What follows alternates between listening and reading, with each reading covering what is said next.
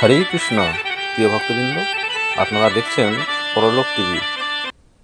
এখন তো ভগবান চলে গেছেন, তাহলে এখন ধর্ম কার আশ্রয় গ্রহণ করেছে, এই প্রশ্ন করেছেন সৌনকাদি ঋষিরা সুত গোস্বামীকে।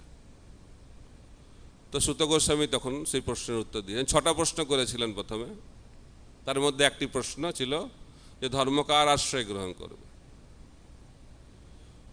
তখন সুত গোস্বামী বলেছেন যে কলিযুগে ভগবান কিভাবে আবির্ভূত হয়েছেন এবং তার আশ্রয় গ্রহণ করেছে ধর্ম। তো বলা হচ্ছে কৃষ্ণ স্বধর্ম উপগতে ধর্ম জ্ঞান আদি বিষহ কলো নষ্ট দিশামৈষ পুরানো অর্ক অধুনা উদিত। তো ভগবান তো স্বধামে চলে গেছেন ধর্ম জ্ঞান সহ, কিন্তু ভগবান আবার আবির্ভূত হয়েছেন। কিভাবে আবির্ভূত হয়েছেন? পুরানো অর্ক অধুনা উদিত। শ্রীমদ্ ভাগবত রূপ পুরাণ, যাকে সূর্যের সঙ্গে তুলনা করা হয়েছে, তিনি আবির্ভূত হয়েছেন। তাই বলা হচ্ছে কলিযুগে যদি আমরা ধর্ম করতে চাই, তাহলে আমাদেরকে শ্রীমদ্ ভাগবতের আশ্রয় গ্রহণ করতে হবে এবং শ্রীমদ্ ভাগবত রূপ অর্কের আলোকে অন্ধকারময় কলিযুগ, সেখানে আলোক প্রদান করবে শ্রীমদ্ ভাগবত। তো বলা হচ্ছে কৃষ্ণ সূর্য সম মায়া অন্ধকার, যাহা কৃষ্ণ তাহা নাহি মায়ার অধিকার।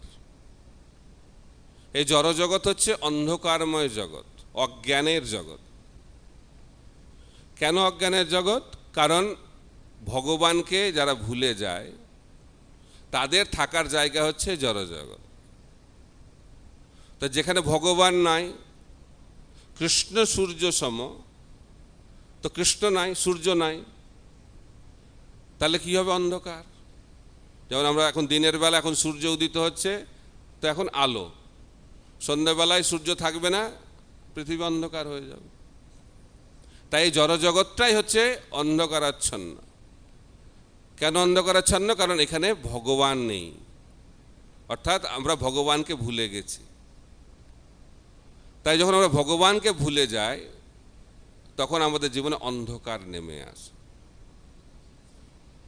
তাই সেই অন্ধকারকে দূরীভূত করার জন্য ভগবান তার করুণার মাধ্যম দিয়ে এই জগতে শ্রীমদ্ ভাগবত রূপে আবির্ভূত হয়েছেন। পুরানো অর্ক অধুনা উদিত। তো ধর্মের আশ্রয় শ্রীমদ্ ভাগবত।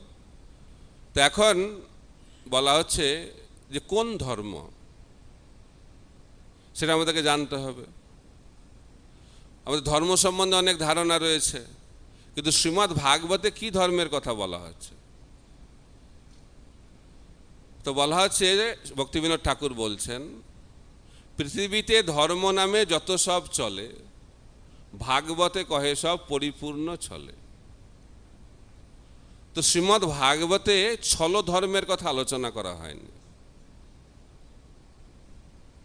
এখানে কোন ধর্মের কথা আলোচনা করা হচ্ছে? ধর্ম পজ্জিত কৈতবত্র পরম নির্মৎসরণাং শতাং। এখানে শ্রীমদ্ ভাগবতে সমস্ত ছল ধর্মকে পরিত্যাগ করা হয়েছে। তো এখানে আসল ধর্ম, পরম ধর্ম, সাবৈ পুংস পর ধর্ম, যত ভক্তির অধক্ষজে অহৈতুকী অপ্রতিহতা জয়াত্মা সুপ্রসিদতি। তো শ্রীমদ্ ভাগবতে পরম ধর্মের কথা বলা হয়েছে। সেই পরম ধর্মটা কি? যত ভক্তির অধক্ষজে। অধক্ষজ ভগবানের ভক্তিটাই হচ্ছে পরম ধর্ম। কারণ ভক্তিও বিভিন্ন ধরনের আছে। কর্ম মিশ্রা ভক্তি, জ্ঞান মিশ্রা ভক্তি, যোগ মিশ্রা ভক্তি। কিন্তু শ্রীমদ্ ভাগবতে কোন ভক্তির কথা বলা হয়েছে? শুদ্ধ ভক্তি। রূপ গোস্বামী বলছেন, অন্নাভিলাষিতা শূন্যম জ্ঞান কর্মাদি অনাবৃতম আনুকূল্যেন কৃষ্ণ অনুশীলনম ভক্তির উত্তমা। তো শ্রীমদ্ ভাগবতে উত্তম ভক্তি, শুদ্ধ ভক্তির কথা বলা হয়েছে। এখানে কর্মমিশ্রা ভক্তির কথা বলা হয়নি, এখানে জ্ঞানমিশ্রা ভক্তির কথা বলা হয়নি, এখানে যোগমিশ্রা ভক্তির কথা বলা হয়নি। এখানে কি কোন ভক্তির কথা বলা হচ্ছে? শুদ্ধ ভক্তি, উত্তম ভক্তি। আর উত্তম ভক্তিটা কি? অন্নাভিলাষিতা শূন্যম, যে ভক্তিতে কোনো অন্য অভিলাষ থাকবে না। তা আমাদের কি অভিলাষ আছে বদ্ধ জীবের? বদ্ধ জীবের দুটি মুখ্য অভিলাষ, ভোগের অভিলাষ আর হচ্ছে মুক্তির অভিলাষ।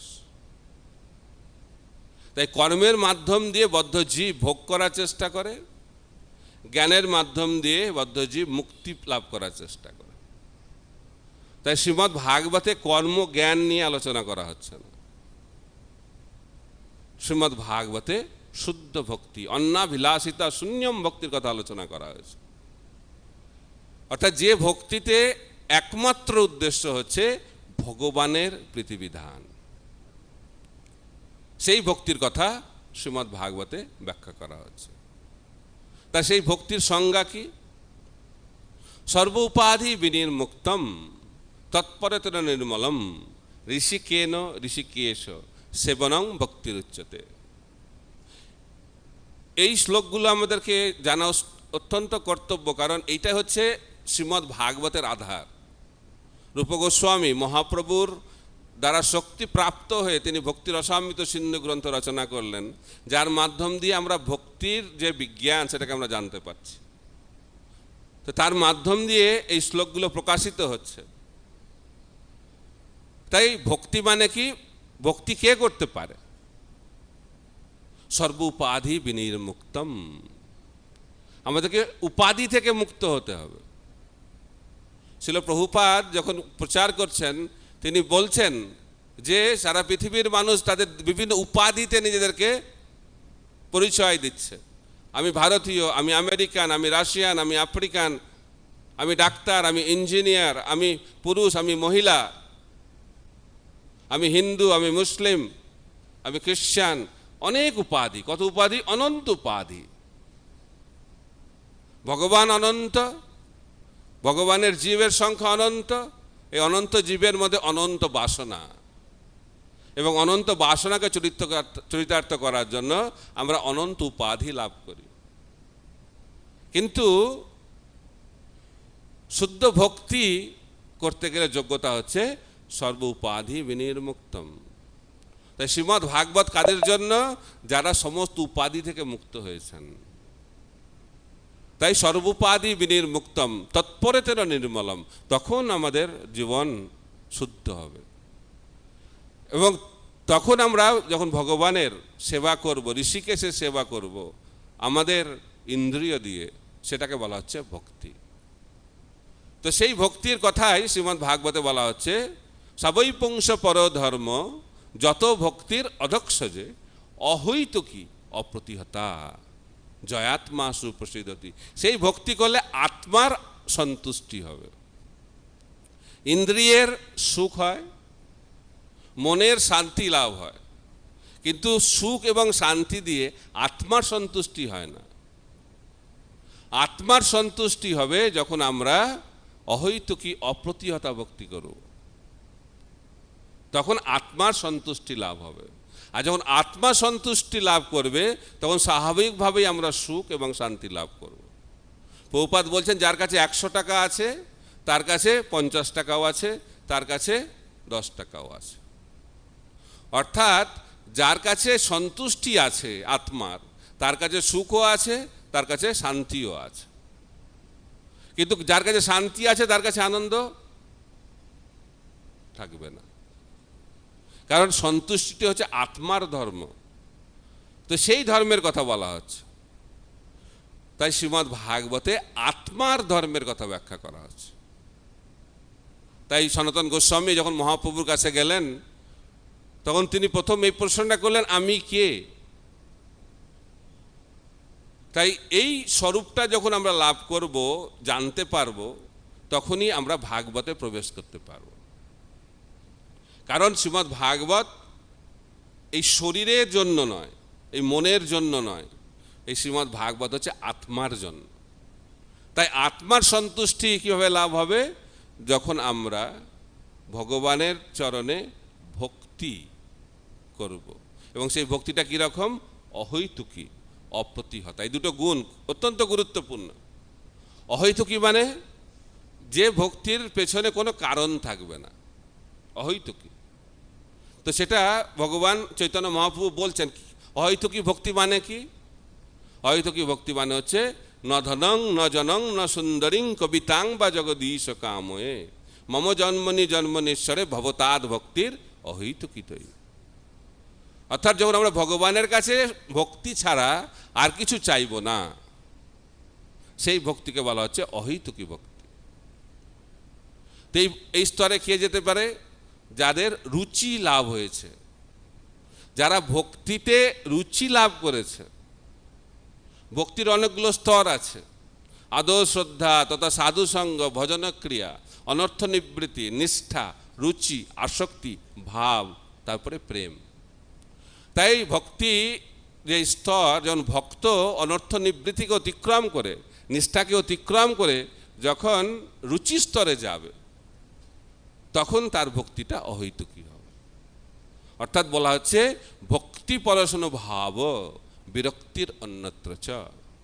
যখন আমরা ভক্তির স্বাদ আস্বাদন করতে পারবো, তখনই আমাদের এই জগতের যে ভোগের স্বাদ, সেটাকে আমরা পরিত্যাগ করতে পারবো। কৃত্রিমভাবে আমরা আমার এই জগতের যে ভোগের যে স্বাদ, সেটাকে আমরা পরিত্যাগ করতে পারবো না। তাই উচ্চতর স্বাদ, কৃষ্ণ ভগবদ্গীতাতে বলছেন পরং দৃষ্টা নিবর্ততে। যখন কেউ উচ্চতর স্বাদ লাভ করে, তখন তার নিম্নতর স্তর যে স্বাদ, সেটাকে পরিত্যাগ করতে পারে। তাই অহৈতুকী ভক্তি। আর আরেকটা ভক্তির লক্ষণ বলা হচ্ছে অপ্রতিহতা। অপ্রতিহতা মানে যে ভক্তিকে কেউ প্রতিহত করতে পারবে না, অর্থাৎ ভক্তি কখনো বন্ধ হবে না। ঠিক যেভাবে নদী সমুদ্রের দিকে ধাবিত হয়, আর সেই নদীর প্রবাহকে বাধা দেওয়ার জন্য অনেকে চেষ্টা করে, কিন্তু নদী ঠিক তার পথ ধরে সমুদ্রে পৌঁছে যায়। ঠিক একইভাবে শুদ্ধ ভক্তির লক্ষণ হচ্ছে এই জগতে অনেক বাধা থাকবে, কিন্তু যখন ভক্তি সেই বাধার দ্বারা প্রতিহত হবে না এবং সে ভগবানের শ্রীচরণ লাভ করবে, সেই ভক্তিকে বলা হচ্ছে অপ্রতিহতা ভক্তি। এবং সেটা শিক্ষাষ্টকমের 3য় শ্লোকে শ্রী চৈতন্য মহাপ্রভু বলছেন, ত্রিনাদপি সুনীচেন তরোরপি সহিষ্ণুনা অমানিনা মানদেন কীর্তনীয় সদাহরি। সদাহরি, কীর্তনীয় সদাহরি। সদা মানে সবসময়। সবসময় মানে কি? 24 ঘন্টা। আর একটা মানে হচ্ছে যে কোনো পরিস্থিতিতেই ভক্তি চলতে থাকবে। সুখ হোক, দুঃখ হোক, ঠান্ডা হোক, গরম হোক, জয় হোক, পরাজয় হোক, লাঞ্ছনা হোক, প্রশংসা হোক, ভারত হোক, আমেরিকা হোক, বাংলা হোক, উড়িষ্যা হোক, যে কোনো জায়গায় যে কোনো পরিস্থিতিতে ভক্তি চলতে থাকে। এটাকে বলা হচ্ছে অপ্রতিহতা ভক্তি। এটাকে বলা হয় নিষ্ঠা স্তর। যখন নিষ্ঠা লাভ করব আমরা ভক্তি জীবনে, তখন ভক্তির এই বৈশিষ্ট্য প্রকাশিত হবে যে তার জন্য 4টি গুণ লাগবে। এই স্তরে পৌঁছাতে গেলে 4টি গুণ লাগবে। প্রথমটা হচ্ছে ত্রিনাদপি সুনীচেন। প্রথম ভক্তি শুরু হচ্ছে দৈন্যতার মাধ্যম দিয়ে। তারপরে হচ্ছে সহিষ্ণুতা, সহ্য করার ক্ষমতা। তারপরে হচ্ছে মান না পাওয়ার ইচ্ছা, আর অন্যকে মান দেওয়ার জন্য উদ্গ্রীব। তো এই 4টে গুণ যার মধ্যে থাকবে, তার মধ্যেই এই অহৈতুকী অপ্রতিহতা ভক্তি প্রকাশিত হবে। তাই গৌড়ীয় বৈষ্ণবরা বলেন এটি হচ্ছে ভক্তি জীবনের একটা নেকলেসের মতো। এটা আমাদের পরে থাকতে হবে, তাহলে আমরা মহাপ্রভুর শিক্ষাকে লাভ করতে পারব।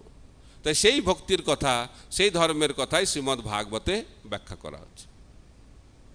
তো চৈতন্য মহাপ্রভু স্বয়ং দেখাচ্ছেন, তিনি যখন জগন্নাথ পুরীতে থাকতেন, প্রতিদিন তিনি যেতেন টোটা গোপীনাথ মন্দিরে। তো সেখানে গিয়ে গদাধর পণ্ডিতের মুখ থেকে শ্রীমদ্ ভাগবত শ্রবণ করতেন প্রতিদিন। তা আপনারা জানেন চৈতন্য মহাপ্রভু হচ্ছেন স্বয়ং ভগবান কৃষ্ণ, আর গদাধর পণ্ডিত হচ্ছেন শ্রীমতী রাধারানী। তো রাধা কৃষ্ণ তারা দেখাচ্ছেন যে গৌড়ীয় বৈষ্ণবদের কি কর্তব্য। নিত্যম ভাগবত সেবা। তারা কি শ্রবণ করছেন?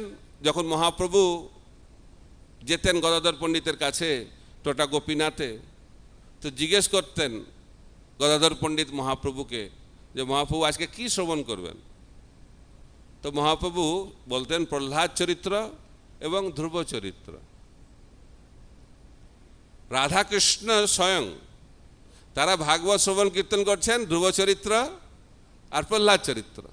আর আমাদের সবসময় ইচ্ছা হয় কখন দশম স্কন্ধে যাব, কখন। ওটা ভালো, কিন্তু আমাদের বুঝতে হবে যে দশম স্কন্ধে যেতে গেলে আমাদের কিছু যোগ্যতা প্রয়োজন। কি যোগ্যতা? বলা হচ্ছে রাসপঞ্চাধ্যায়কে বুঝতে গেলে আমাদের কাম মুক্ত হতে হবে। হৃদয়ে কাম থাকলে ভগবান কৃষ্ণের লীলা বোঝা খুব কঠিন।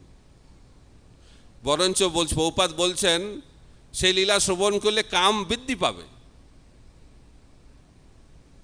কিন্তু যদি সঠিক মনোভাব নিয়ে সেই শ্রবণ কীর্তন হয় তাহলে কাম মুক্ত হয়ে যাবে। তো সেই সঠিক মনোভাবটা কি, সেটা প্রভুপাদ খুব সুন্দরভাবে ব্যাখ্যা করছেন। প্রথমটা হচ্ছে বুঝতে হবে কৃষ্ণ হচ্ছেন পরম পুরুষোত্তম ভগবান। সেই জন্য নটা স্কন্ধ ব্যাখ্যা করা হচ্ছে বোঝানোর জন্য। কৃষ্ণ হচ্ছেন ভগবান। কিরকম ভগবান? সেটা হচ্ছে মুখ্য শ্লোক শ্রীমদ্ ভাগবতের। এই শ্লোককে যদি আমরা বুঝতে পারি তাহলে কৃষ্ণকে বুঝতে পারব। এতে চাংশ কলা পুংস কৃষ্ণস্তু ভগবান স্বয়ং। অনেক অবতারের কথা ব্যাখ্যা করা হচ্ছে। তারপরে সুত গোস্বামী বলছেন যে এতে চাংশ কলা পুংস কৃষ্ণস্তু ভগবান স্বয়ং। এত যে অবতার, কিন্তু ভগবান কৃষ্ণ তিনি অবতার নন, তিনি হচ্ছেন স্বয়ং ভগবান। তাই কৃষ্ণের সঙ্গে অবতারের পার্থক্য যদি আমরা বুঝতে না পারি তাহলে শ্রীমদ্ ভাগবত পড়া ব্যর্থ হয়ে গেল। কারণ শ্রীমদ্ ভাগবতের প্রতিপাদ্য বিষয় হচ্ছে আশ্রয়। এটা হচ্ছে কৃষ্ণ। কৃষ্ণ হচ্ছেন সবার আশ্রয়। একেলা ঈশ্বর কৃষ্ণ আর সব বৃত্ত। কৃষ্ণই হচ্ছেন স্বয়ং ভগবান, এবং বলরামও তার মধ্যে, তিনিও ভগবানের প্রথম প্রকাশ।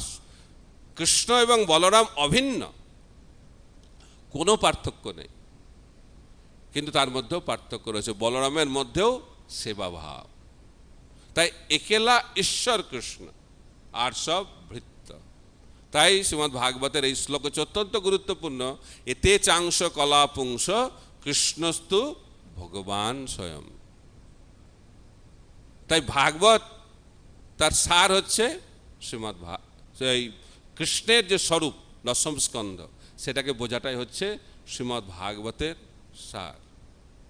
তাই চৈতন্য মহাপ্রভু তিনি ধ্রুব চরিত্র এবং প্রহ্লাদ চরিত্রের মাধ্যম দিয়ে শেখাচ্ছেন যে তাদের আশ্রয় গ্রহণ করলে, প্রহ্লাদ মহারাজের চরিত্র, ধ্রুব মহারাজের চরিত্র যদি আমরা নিয়মিতভাবে আস্বাদন করি, শ্রবণ কীর্তন করি, তাহলে একদিন আমরা কৃষ্ণের বৃন্দাবন লীলাকে আমরা বুঝতে পারব। তাই ওনারা দেখাচ্ছেন এইভাবে। তো প্রভুপাদ কিভাবে দেখাচ্ছেন ভাগবতের গুরুত্ব? তো প্রভুপাদকে তো ওনার গুরুদেব 1922 সালে বললেন, তুমি শিক্ষিত যুবক, তুমি পাশ্চাত্যে গিয়ে প্রচার করো ইংরেজি ভাষায়। তো 1922 সালে তিনি এই নির্দেশ পেলেন। তো আমেরিকায় গেলেন কত সালে? 1965 সালে। এত দেরি লাগলো কেন? অনেক কারণ, তার মধ্যে একটি কারণ অপূর্বভাবে ব্যাখ্যা করা হচ্ছে। কারণ প্রভুপাদের সাফল্যের যে প্রধান কারণ ছিল প্রভুপাদের বিশ্বাস শ্রীমদ্ ভাগবতের প্রতি। প্রভুপাদ বলছে আমি আমেরিকা যাইনি, ভাগবত আমেরিকা গেছে, আমি ভাগবতের সঙ্গে আমেরিকায় গেছি। আমি প্রচার করিনি, ভাগবত প্রচার করছে। তাই যখন প্রথম স্কন্ধের অনুবাদ যখন হয়ে গেল প্রভুপাদের, তখন তিনি অনুপ্রাণিত হলেন যে এখন আমি আমেরিকা যেতে পারি। তাই প্রভুপাদ অপেক্ষা করলেন যতক্ষণ পর্যন্ত না প্রথম স্কন্ধের অনুবাদ হলো, শ্রীমদ্ ভাগবত যতক্ষণ না রেডি হচ্ছে, ততক্ষণ পর্যন্ত প্রভুপাদ জানতেন যে এখনো আমার আমেরিকায় যাওয়ার সময় হয়নি। তো তার মাধ্যম দিয়ে ছিল প্রভুপাদ দেখাচ্ছেন যে শ্রীমদ্ ভাগবতের গুরুত্বটা কত। তো প্রভুপাদ বলছেন যখন আমেরিকায় গেলাম আমার তো কিছুই নেই সঙ্গে, কিছুই নেই, তো এখন আমি কি করে সফল হব? তা আমরা যখন প্রচার করতে যাই সবসময় এটা আছে কিনা ওটা আছে কিনা অনেক রকম আমরা দেখে নিই আগে থেকে। প্রভু প্রচার করতে গেলে এটা লাগবে ওটা লাগবে, এগুলো দরকার। কিন্তু প্রভুপাদের মানসিকতা দেখুন। প্রভুপাদ বলছে আমার কাছে কিছু নাই, আমার কাছে টাকা নাই, আমার কাছে কোনো অনুগামী নাই, কোনো থাকার জায়গা নেই, কোনো প্রোগ্রাম করার জন্য কোনো জায়গা নেই, লোক নেই, কিচ্ছু নাই। খালি নাই, আবার কতজনকে চিঠি লিখেছে সাহায্যের জন্য, কেউ সাহায্য করছে না।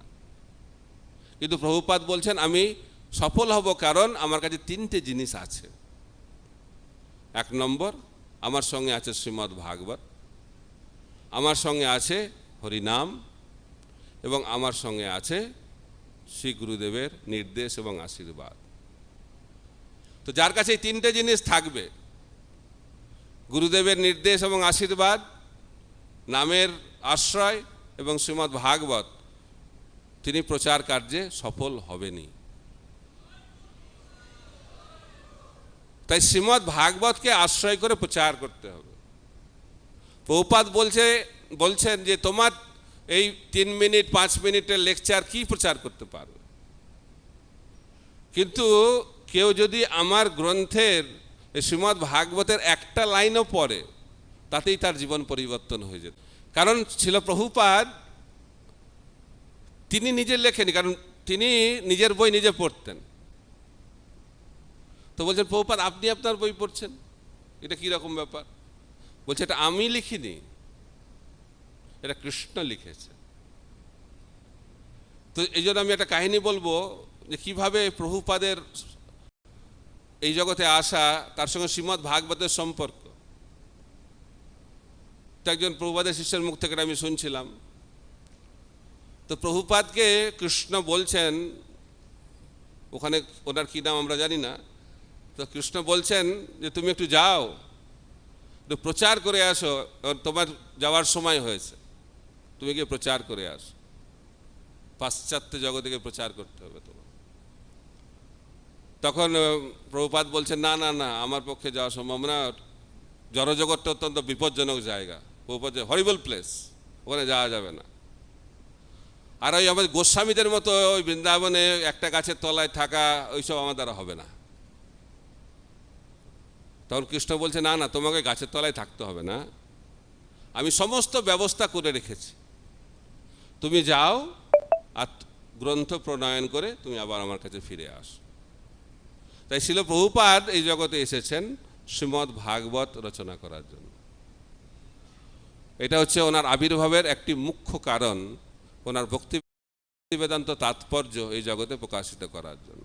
তাই শিল প্রভুপাদের যে লেখা, এটা কোনো সাধারণ লেখা নয়।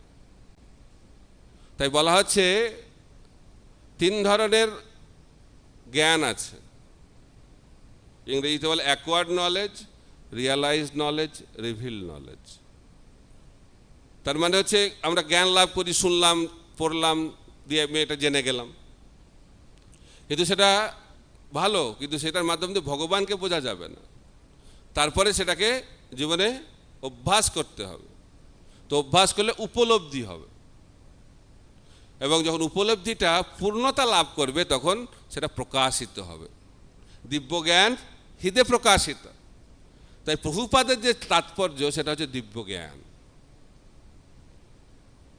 কারণ এটা প্রকাশিত হয়েছে। ব্যাসদেব শ্রীমদ্ ভাগবত রচনা করলে তিনি দেখতে পেলেন কলিযুগের অবস্থা। নারদ মুনির কৃপাতে তার হৃদয়ে শ্রীমদ্ ভাগবত প্রকাশিত হল। বাল্মীকি মুনির হৃদয়ে রামায়ণ প্রকাশিত হল। ব্রহ্মা দেখতে পেলেন গোলক বৃন্দাবন, ব্রহ্ম সংহিতা রচনা করলেন। এগুলো হচ্ছে রিভিল নলেজ, দিব্য জ্ঞান, প্রকাশিত জ্ঞান। প্রকাশিত জ্ঞান মানে দেখতে পাচ্ছেন। ব্রহ্মসংহিতা যখন ব্রহ্মা লিখছেন চিন্তামণি প্রকর সদ্মসু কল্প বৃক্ষ, তখন ব্রহ্মা খালি লিখছেন না, তিনি দেখছেন আর লিখছেন। ব্যাসদেব তিনি দেখছেন, শ্রীমদ্ ভাগবত লিখছেন। ঠিক একইভাবে ছিল প্রভুপাদ দেখছেন আর ভক্তির বেদান্ত তাৎপর্য লিখছেন। তাই এটা হচ্ছে ভগবানের লিখিত। তাই ছিল প্রভুপাদের তাৎপর্য আমাদের জীবনে অত্যন্ত গুরুত্বপূর্ণ। আর এই তাৎপর্য এই জগতের কোনো বিষয় নয়, এটি হচ্ছে চিন্ময় জগতের বিষয়। এখন আমরা শ্রীমদ্ ভাগবতে 10টি বিষয়ের কথা আলোচনা করা হয়েছে। কোনো শাস্ত্র পড়তে গেলে শাস্ত্রের বিষয়বস্তু জানা খুব গুরুত্বপূর্ণ। তো ভগবদ গীতায় কটা বিষয়বস্তু আছে আপনারা জানেন? গীতা কোর্সের অনেকে আছে, 5টা। আর শ্রীমদ্ ভাগবতে 10টা।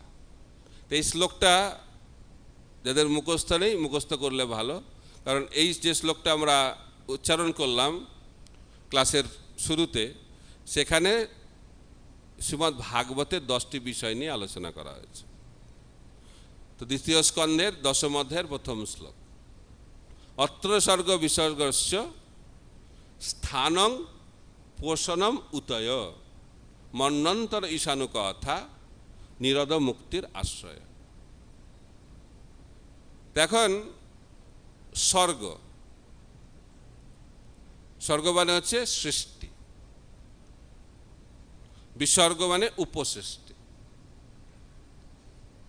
তো ব্রহ্মার সৃষ্টিকে বলা হয় উপসৃষ্টি, আর কৃষ্ণের সৃষ্টিকে বলা হয় সৃষ্টি, মুখ্য। তাই মুখ্য সৃষ্টিকর্তাকে ভগবান কৃষ্ণ। তো ভগবান কার মাধ্যম দিয়ে সৃষ্টি করেন? বিষ্ণুর মাধ্যম দিয়ে সৃষ্টি করেন। তো আপনারা জানেন কিভাবে কৃষ্ণ নিজেকে প্রকাশ করলেন বলরাম হিসেবে। বলরাম থেকে প্রকাশিত হলো প্রথম চতুর্ভুজ দ্বারকাতে, বাসুদেব, শঙ্কর্ষণ, অনিরুদ্ধ, প্রদ্যুম্ন। সেই শঙ্কর্ষণকে বলা হচ্ছে মূল শঙ্কর্ষণ। তারপরে সেখান থেকে দ্বিতীয় চতুর্ভুজ বৈকুণ্ঠে প্রকাশিত হলো, বাসুদেব, শঙ্কর্ষণ, অনিরুদ্ধ, প্রদ্যুম্ন। তো সেই শঙ্কর্ষণকে বলা হয় মহাশঙ্কর্ষণ। সে মহাশঙ্কর্ষণ থেকে হলো মহাবিষ্ণু, মহাবিষ্ণু থেকে হলো গর্ভদক্ষায় বিষ্ণু, গর্ভদক্ষায় বিষ্ণু থেকে হলো ক্ষীরদক্ষায় বিষ্ণু, তারপরে অনন্ত শেষ।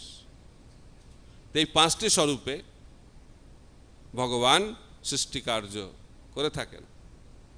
মনে থাকবে এগুলো, এটা মনে রাখা দরকার।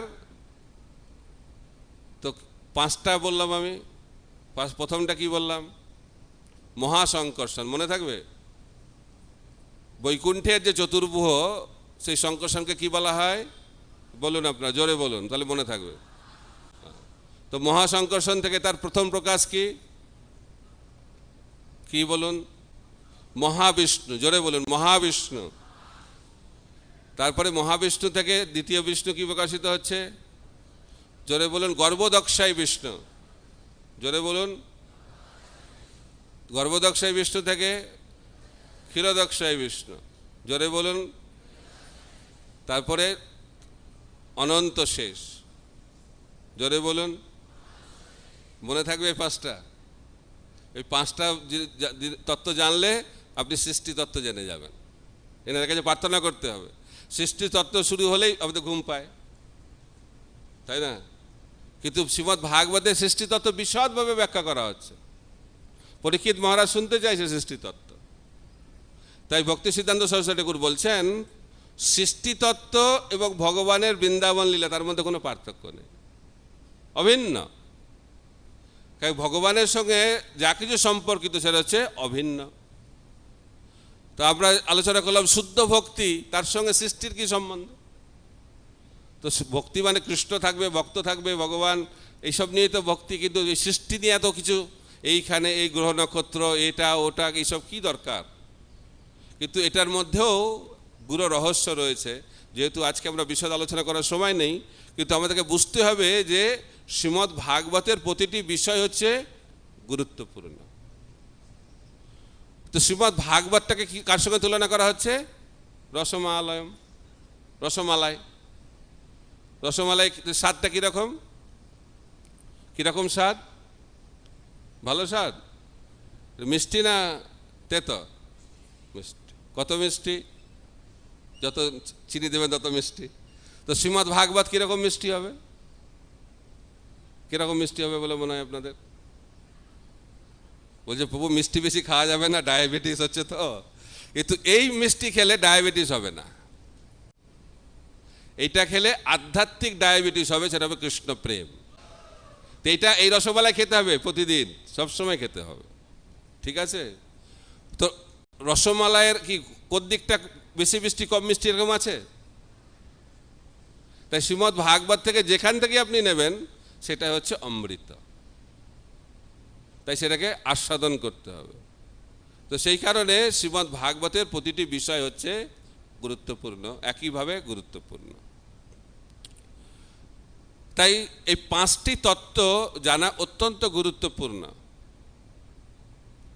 প্রথম শ্লোকে যে ব্যাখ্যা করা হয়েছে, সেই শ্লোকটা কতদিন ধরে ছিল ভক্তি সিদ্ধান্ত সরস্বতী ঠাকুর ব্যাখ্যা করেছেন, এক একটা শব্দ, এক একটা শব্দ। জন্মাদর্শ, এই শব্দটাকেই আচার্যরা কতভাবে ব্যাখ্যা করছেন। তাই শ্রীমদ্ ভাগবতের প্রতিটি শব্দে অনন্ত তার অর্থ।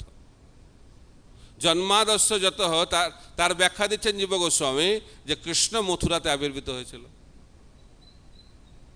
এক একজন আচার্য এক একভাবে ব্যাখ্যা করছেন, কারণ ভগবান যেহেতু অনন্ত, তাই শ্রীমদ্ ভাগবত হচ্ছেন ভগবান, তাই শ্রীমদ্ ভাগবতের অর্থ হচ্ছে অনন্ত। এখন এই 5টি তত্ত্ব, এই 5 জন যে ভগবানের স্বরূপ, এটাকে জানা অত্যন্ত গুরুত্বপূর্ণ। তো জানার আগে অন্তত পক্ষে নামগুলো মনে রাখবেন, ঠিক আছে? এই 5টা নাম বললাম, এখন মনে আছে মানে ভুলে গেছেন? আরেকবার হোক এটা, কারণ আজকে আমি চাইছি এই 5টা নাম আপনারা মনে করবেন এবং এই 5টা নামকে বোঝার চেষ্টা করবেন। অনেকে হাত তুলছে বলার জন্য, ভালো। তো প্রথম কে? বৈকুণ্ঠে মহাসংকর্ষণ। তারপরে দ্বিতীয়টা কি? মহাবিষ্ণু। তৃতীয়টা? তারপরেরটা? তবে শেষে? Very good. তাহলে আপনারা ঘুমাচ্ছেন না তাহলে, তাই তো? তো শ্রীমদ্ ভাগবত শুনলে ঘুমালেও লাভ আছে, ঘুমাবেন না।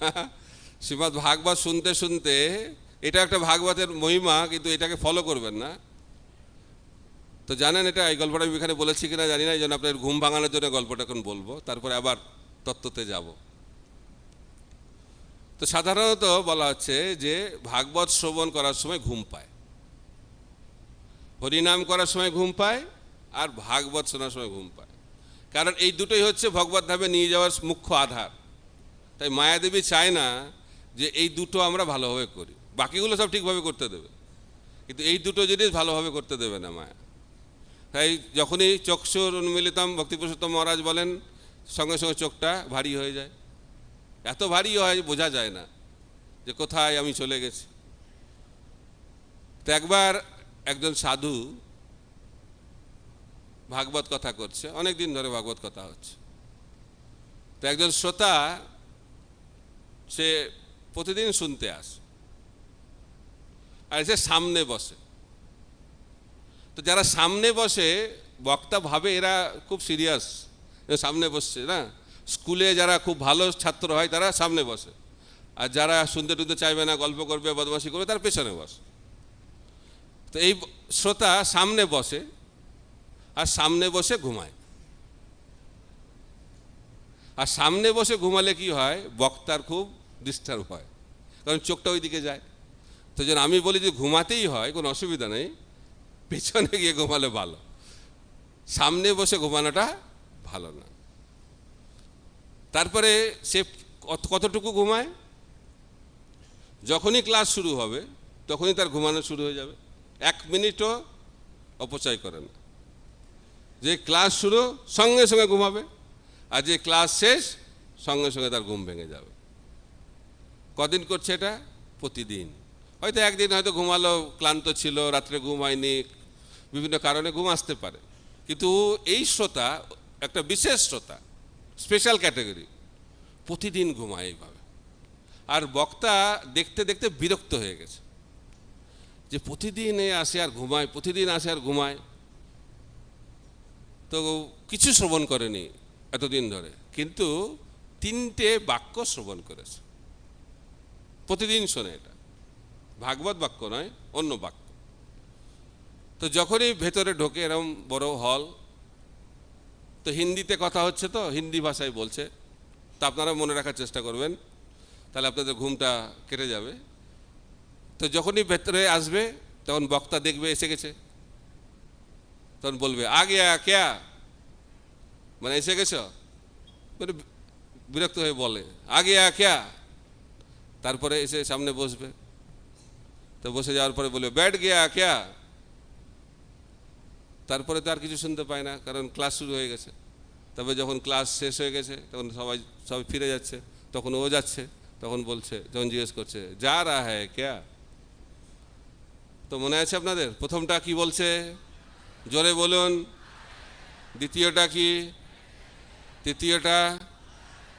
বাহ, ভালো মনে হচ্ছে, ঘুমাচ্ছে না তাহলে আপনারা। গল্প হলে ঘুমটা পায় না, তত্ত্ব হলে ঘুমটা পাবে। তো এখন আমরা যখন বারবার আমরা একটা জিনিস শ্রবণ করি, এটা যে শ্রবণের ফল, সেটা আমাদের ভেতরে ঢুকে যায়।